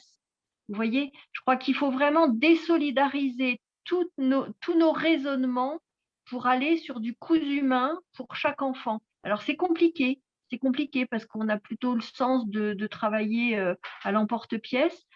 C'est un travail de dentelle, c'est sûr, mais il y a de vraies réalisations. Enfin, il y a des gamins qui s'en sortent, hein. Il n'y a pas de souci. Effectivement, quelque chose par rapport à ça. Je pense que l'élément clé, c'est vraiment l'autonomie de l'élève. Parce qu'effectivement, un enfant autonome, il n'a plus besoin d'avoir quelqu'un à côté de lui pour l'aider. Et en plus, ce qu'on a noté avec des personnes qui nous ont fait des retours, justement quand l'élève avait regagné en autonomie, c'est qu'il pouvait de nouveau développer son intelligence, développer son propre raisonnement. Parce qu'en fait, l'effet un peu pervers aussi d'avoir justement un AESH, par exemple, à côté, c'est que on transmet au message tellement à l'enfant le fait qu'il n'est pas capable de faire tout seul qu'il finit par s'approprier cette sentence en fait, en se disant je ne suis pas capable, donc quand j'ai besoin de quelque chose, je demande. Et du coup, le problème, c'est que ça le freine dans son développement intellectuel, alors qu'au niveau intellectuel, en fait, un enfant, en particulier un enfant 10, il a pas vraiment de problème il peut être quelqu'un de très intelligent. Il y a de très nombreux exemples parmi les personnes les plus intelligentes qui ont existé sur cette planète. Donc, je tenais à le souligner. Je suis d'accord. Alors, je peux compléter les propos pour combler le vide de la technique. Nathalie Gros. Oui, Nathalie. Donc, oui, non. J'abonde dans le sens de Marie-Christine. Hein. C'est clair que tout doit être cousu de main et il y a un besoin d'accompagnement pour un jeune. Il n'y a pas un logiciel. Sur le marché, il y a pas mal de solutions. Et sans accompagnement, ça peut ne pas du tout marcher. Donc, il y a vraiment un besoin que les professionnels de santé, comme l'orthophoniste, qui travaille également sur les outils numériques, et l'ergothérapeute accompagnent. Alors, je voudrais prendre l'exemple des dyspraxiques, les dysgraphiques, qui ont vraiment besoin d'un ordinateur. Et donc, eux, ils ont besoin d'un ordinateur, mais également un temps supplémentaire. Parce qu'on ne gagne pas forcément du temps avec l'ordinateur, surtout quand on veut faire des maths avec. Et au moment des examens, d'avoir une demande, c'est-à-dire l'ordinateur qu'ils utilisent depuis l'âge de 8 ans, 9 ans, 10 ans même, enfin, qu'importe à partir de quel âge, mais depuis très longtemps, quand ils passent le brevet ou le bac, ils ont besoin de cet ordinateur puisqu'ils l'utilisent, enfin, ils sont assez rapides dessus, mais ils ont besoin également un tiers-temps parce qu'il faut brancher l'ordinateur, parce qu'il faut le démarrer, parce que machin. Et c'est pas du luxe en fait, hein. C'est vraiment un besoin qui colle à une réalité. Voilà, il y a des petits trucs comme ça qu'il faut intégrer. Et je vous redis, moi, je rêve qu'au lycée, peut-être que tout le monde ait l'ordinateur et que c'est un outil qui est incontournable dans le monde de l'emploi, hein, incontournable. Ça aiderait finalement tout le monde. Et un peu comme les portes automatiques des supermarchés où on a oublié que ce n'était pas que pour le chariot des courses, mais également des personnes en situation pour ouvrir les portes, c'est quand même simple. Donc, je crois qu'il faut démocratiser tout ça, faire à la carte et accompagner au sein de l'école. Pourquoi pas avoir des personnes qui peuvent aider sur qui n'a pas eu de bug en informatique. Ça arrive, il faut pouvoir dépanner le jeune qui n'arrive pas Et là, pour le coup, une AESH peut aider également. Donc, ce n'est pas incompatible. AESH, ordinateur ensemble, tiers-temps, voilà. Tout est à la carte et en fonction de l'autonomie de l'élève. Je me permets une intervention, Marie-Christine Filbert. Je viens de voir passer une remarque que l'ergo est à la charge des familles. Donc, nous parlions tout à l'heure de la MDPH. Nous, dans l'Aisne, la famille peut se voir accorder l'AEH et un complément pour financer les frais. Il y a un texte, hein, il y a une circulaire, alors je ne sais jamais de quand elle date, mais qui permet d'attribuer à titre temporaire le temps de la rééducation et du coup, ça peut être pris en charge. Il ne faut pas hésiter à demander ça à votre MDPH. Hein. Tout à fait, et c'est prévu, il y a une ressource, vous tapez CNSA 10, vous l'avez cette mention, c'est-à-dire un taux temporaire pour justement financer quelque chose qui est limité dans le temps, mais qui est très utile. Voilà. Ouais, alors je rebondis également sur ce que disaient Marie-Christine et Nathalie, en effet. Et nous avons rencontré, Association Michel, nous avons rencontré la Caisse primaire d'assurance maladie. Et il faut savoir qu'il y a des ASS qui peuvent être déclenchés également lorsqu'il y a encore une prise en charge du parcours de santé qui est vraiment importante, où la MDPH à un moment ne peut plus, voilà, on est arrivé à un certain point, eh bien, il y a des ASS qui peuvent être déclenchés. Donc, il faut se rapprocher de son… la CPAM, ce sont des prestations extra-légales. Des prestations extra-légales. Et à la CPAM, vous avez aussi des représentants associatifs du handicap que vous pouvez solliciter et qui vous aident à monter les dossiers. Exactement, tout à fait. Bon, alors, donc, il y a beaucoup de ressources. Hein. Il est vrai qu'il y a beaucoup de choses pour lesquelles on ne pense pas, mais il y a beaucoup de ressources.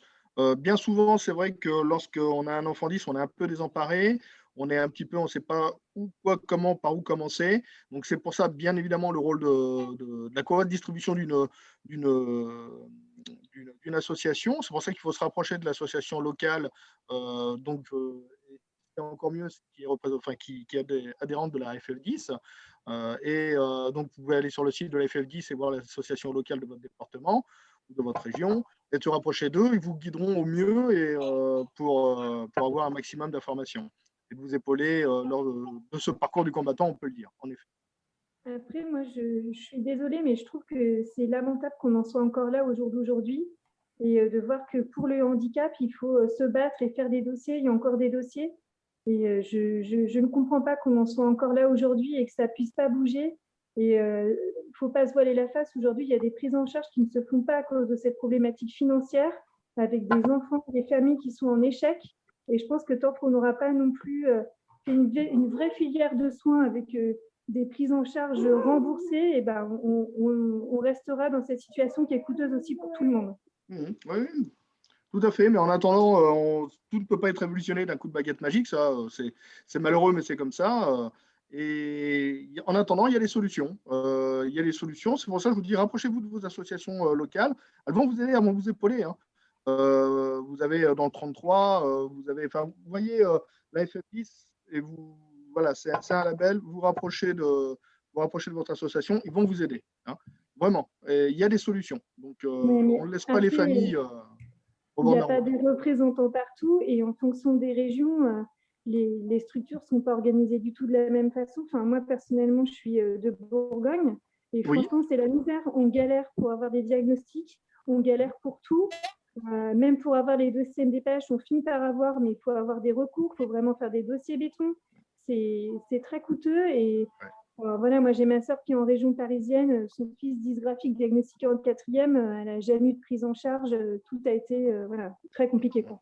oui, non, mais je suis d'accord, ça reste compliqué. C'est pour ça qu'on prône vraiment le diagnostic précoce, hein, pour une meilleure prise en charge le plus rapidement possible, hein, de l'enfant. Mais Justement, si je peux me permettre, Sébastien, oui, oui, oui. depuis 2017, pour n'importe quel type de handicap, et je pense que Bérangère et Ismaël sont encore là, Oui. depuis 2017, le doute profite à la personne, c'est-à-dire que la MDPH n'est pas tenue d'avoir un diagnostic. Ce qu'on a expliqué tout à l'heure et qui est bien dans le dossier et surtout dans le certificat médical, c'est que soient décrits les retentissements. Comment cet enfant se déplace, comment il parle, comment il travaille à l'école,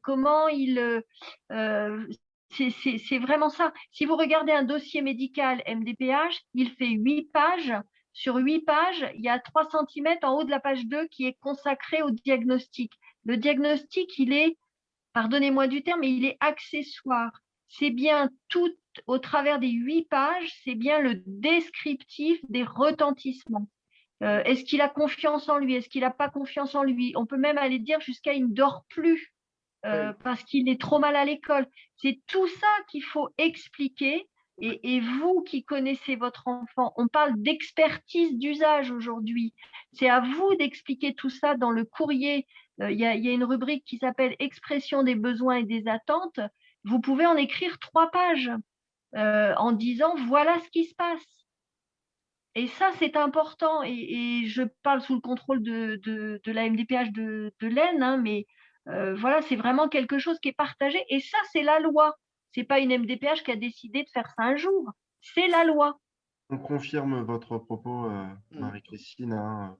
Je disais tout à l'heure dans la présentation qu'on a pu faire que on n'évaluait pas des pathologies et qu'on évaluait bien des retentissements. Donc, alors effectivement, c'est toujours important d'avoir un certificat médical bien complété, d'avoir les bilans complémentaires bien étayés, mais en tout cas, je crois que l'essentiel, c'est de comprendre le retentissement dans la vie de l'élève, dans la vie de l'enfant. Et donc, sinon, on n'aurait que des médecins dans nos équipes d'évaluation et ce n'est pas le cas. C'est pas le cas.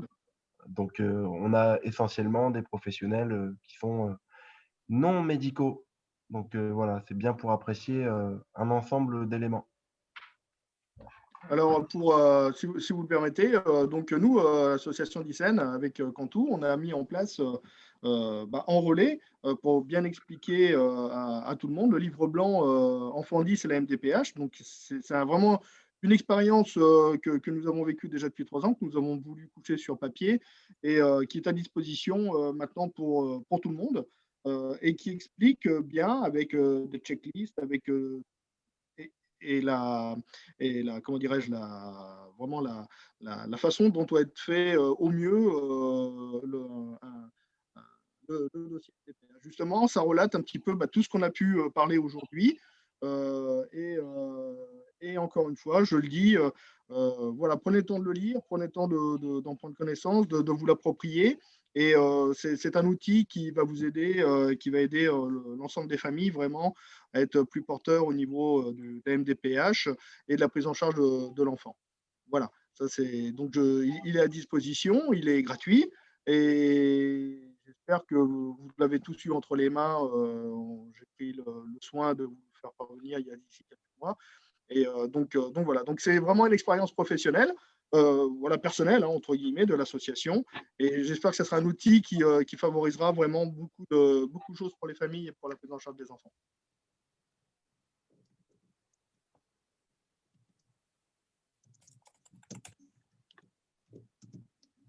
Je crois qu'il y avait Madame Cara qui voulait parler tout à l'heure. Oui, ouais, tout à l'heure, oui. Vous êtes toujours là, madame? Oui, oui, tout à fait, oui. C'était par rapport aux aménagements, etc. Donc, moi, j'approuve complètement ce que dit Madame Fulbert. On est vraiment sur du coup humain et chaque cas est différent et chaque besoin est différent, même s'il y a parfois des retentissements similaires. Moi, je vois beaucoup, c'est compliqué par rapport à l'ergothérapeute, d'avoir un avis d'ergothérapeute. Bon, nous, dans le département de l'Aisne, ça se passe plutôt bien. Et c'est vrai qu'il y a un gros travail avec la MDPH, les associations, qui nous permettent peut-être d'avoir ce regard des professionnels, qui nous permettent de gagner un temps considérable pour permettre à l'élève d'être le mieux outillé possible si l'on a besoin, et surtout d'assurer le suivi. Parce que donner du matériel, une AESH, si il n'y a pas de suivi derrière, pour l'élève, il va se retrouver en difficulté et en souffrance. Donc, c'est vraiment l'importance aussi de bien spécifier le bon matériel le plus rapidement possible pour aider l'élève et l'accompagnement derrière qui va avec. Voilà, c'est surtout ça que je voulais dire. Voilà, Monsieur Diez, merci de m'avoir laissé la parole.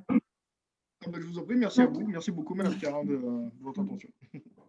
Voilà, merci. Je voulais juste dire à tous que vous allez recevoir, à tous les inscrits au webinaire, vous allez recevoir par mail le guide. Il sera aussi disponible sur le site de Contour Scribe et sur la page de Dizaine. Je voulais aussi dire que vous pouvez les partager. Donc, le replay de ce webinaire il sera aussi disponible. Alors, pour continuer, on organise un prochain webinaire le 27 mai au sujet des outils numériques pour les élèves 10.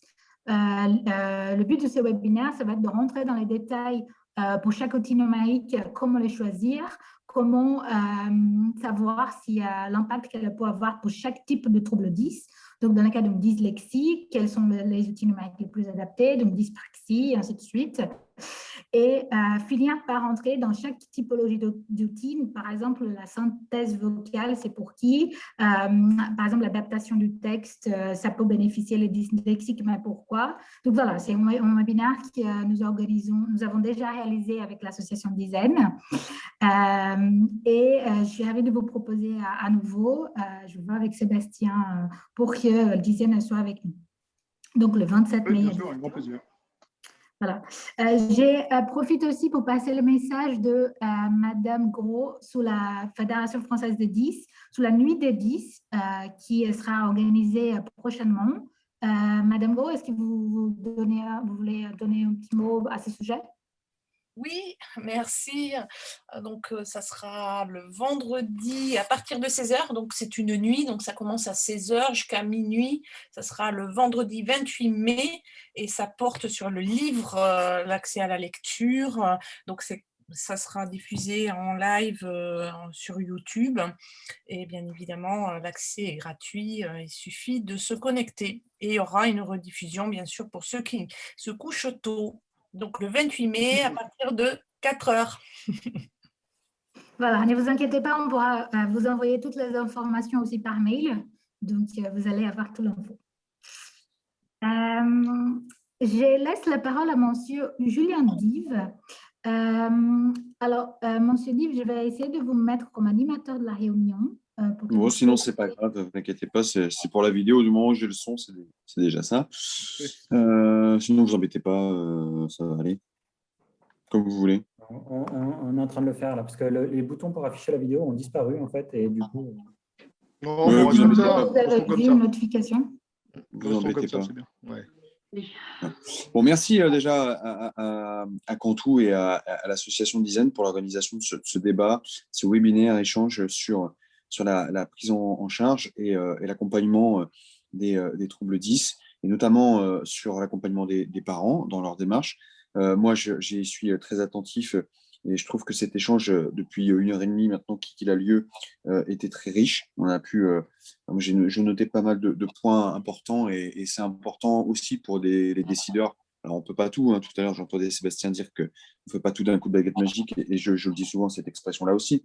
Mais c'est important pour nous, quand on est décideur politique ou décideur, même à tout niveau d'échelle, d'avoir ces retours d'expérience, pas uniquement quand on est sur le terrain, mais aussi en mettant et en confrontant les différents intervenants, les différents acteurs, que ce soit le département, que ce soit l'éducation nationale, et je salue Madame Cara, que je connais bien, que ce soit les associations, les parents, etc., et les entreprises, les activités privées qui développent des solutions technologiques. Et d'ailleurs, je salue Brian, qui n'a pas du tout un accent bizarre, parce que je peux lui garantir que si je parlais anglais, il trouverait que moi, j'ai un accent bizarre en anglais. Je pense qu'il a été plutôt bon avec son accent français, je peux le dire. Donc, merci, parce que c'est vrai qu'en France, 7 millions de personnes qui sont enfants ou adultes qui sont concernés par les troubles 10, c'est aussi important qu'une nation. On juge, je pense, une nation, un pays, à sa capacité à accompagner ses citoyens, ses membres, qu'ils aient des handicaps visibles ou invisibles. Et c'est important, dans cet esprit-là, eh bien de pouvoir avancer. La loi a fait bouger des choses en 2005, il y a plus de 15 ans, pas suffisamment, il faut revenir régulièrement, et tant mieux. On a eu des progrès, il faut continuer, il faut aller plus loin. Je pense notamment dans des questions de démarches administratives. Je crois que le cœur du débat tout à l'heure, c'était sur les dossiers MDPH. Je peux saluer le travail des professionnels, et heureusement que nous avons ces entités-là qui ont été créées il y a aussi une quinzaine d'années, mais c'est vrai que la constitution d'un dossier MDPH, c'est la croix et la bannière pour beaucoup qui ne s'y sont jamais prêtés, et l'effort doit être fourni dans l'allègement des démarches administratives qui découragent dans tout plein d'aspects, hein, que ce soit dans le monde économique ou autre, mais qui découragent particulièrement les parents lorsqu'ils font face à l'accompagnement, à la prise en charge, à la scolarisation de leur enfant.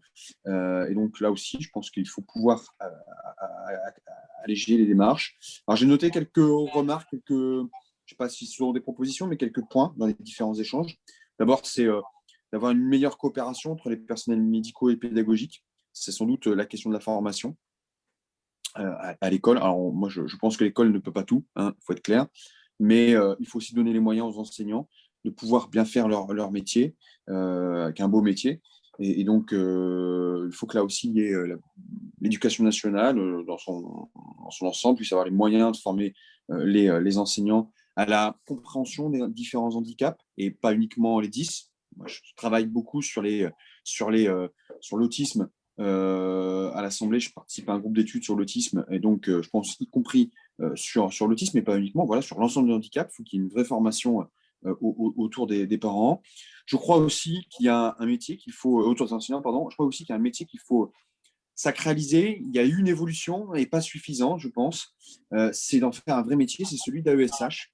Les accompagnants des enfants, parce que c'est clair, je crois que ce sont des métiers qui ont longtemps été considérés comme des métiers Kleenex. Je suis désolé de le dire comme ça, mais c'est aussi une vérité. Je crois qu'il y a une nécessité de faire en sorte que les gens soient bien formés, que ce soit c'est une vocation, je pense, que d'accompagner les enfants. Il faut qu'ils soient bien formés, qu'ils aient les moyens, et que c'est surtout une sécurité dans leur emploi. Dans les différents points que j'ai notés, j'ai aussi noté qu'il y avait, bien sûr, je parlais de la faciliter les démarches des parents dans le parcours de soins, dans les constitutions des dossiers MDPH. Heureusement qu'il y a des associations qui mettent en place des books comme le livre blanc pour faciliter la constitution des dossiers, mais ça doit être encore plus simple, ça doit être beaucoup plus intuitif, surtout avec l'ère du numérique dans lequel nous sommes tous plongés. On peut aussi progresser, et il y a autour de la table ou de l'écran des professionnels expérimentés sur les outils. Il y a la formation, parce qu'on met en place plein d'outils, c'est très bien, mais il y a la formation aussi derrière sur l'utilisation de ces outils, et la formation aussi des enseignants à l'utilisation de ces outils, ou en tout cas à une bonne implémentation de ces outils dans le cursus scolaire. J'ai noté aussi, on n'en a pas parlé, mais je pense que c'est important, c'est s'assurer que les personnes qui se retrouvent en situation de handicap, notamment de troubles 10, n'aient pas de frein à l'employabilité. Il y a des gens formidables qui ont des troubles 10, qui ont réussi des choses formidables, qui ont créé des entreprises magnifiques, qui ont réussi à vivre pendant longtemps sans que leur trouble soit décelé et à s'insérer, à trouver. Mais il y a aussi des gens pour qui ce n'est pas le cas. C'est compliqué et il faut s'assurer que pour tous, l'employabilité est au rendez-vous. J'ai noté aussi dans les différentes remarques, que ce soit dans les conversations ou dans les échanges que vous avez eus, qu'il y a une hétérogénéité territoriale, c'est assez clair, entre la couverture, en tout cas entre la couverture des professionnels, les professionnels de santé, ortho, psy, neuropédiatre. Et là aussi, il y a un effort à fournir sur la lutte contre la désertification médicale. Ça ne se fait pas non plus d'un coup de baguette magique, ça prend du temps, la formation est longue.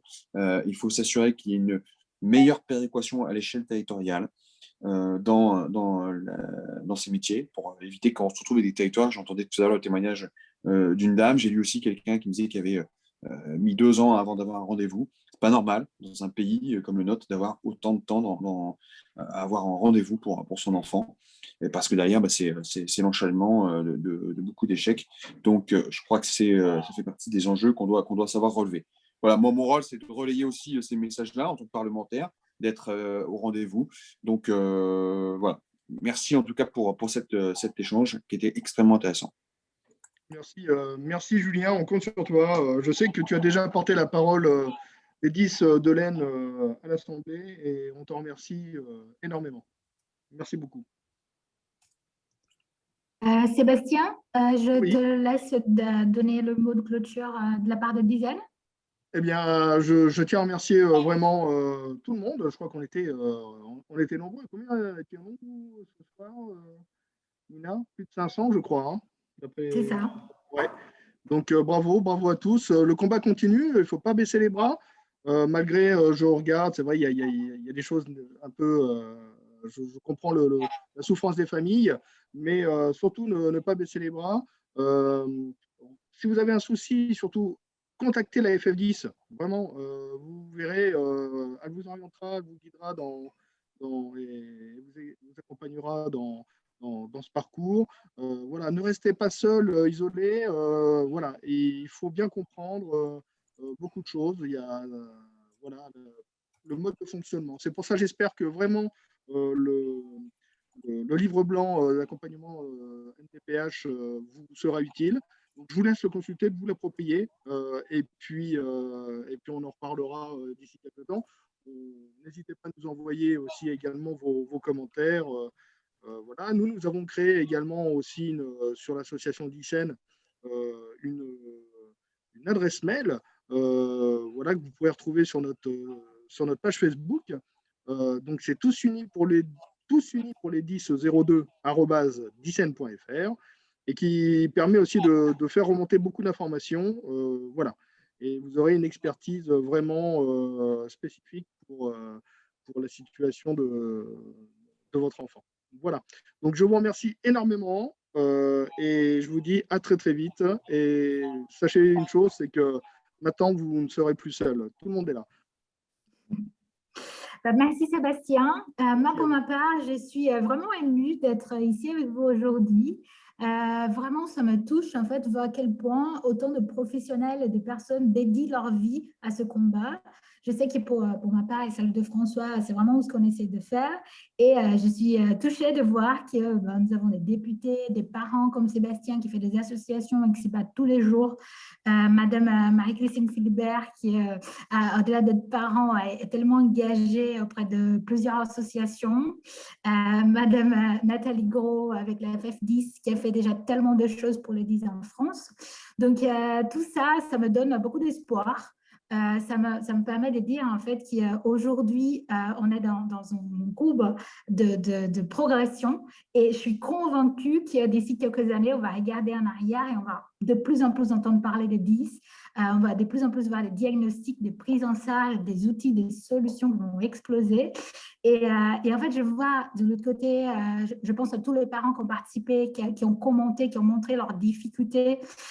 et je comprends que ce soit difficile, mais je suis aussi convaincue que tous les jours, si on fait une petite chose pour aider, chacun en faisant sa part, on va aller très loin et on peut vraiment changer le monde pour les 10, changer le monde pour avoir une société plus inclusive.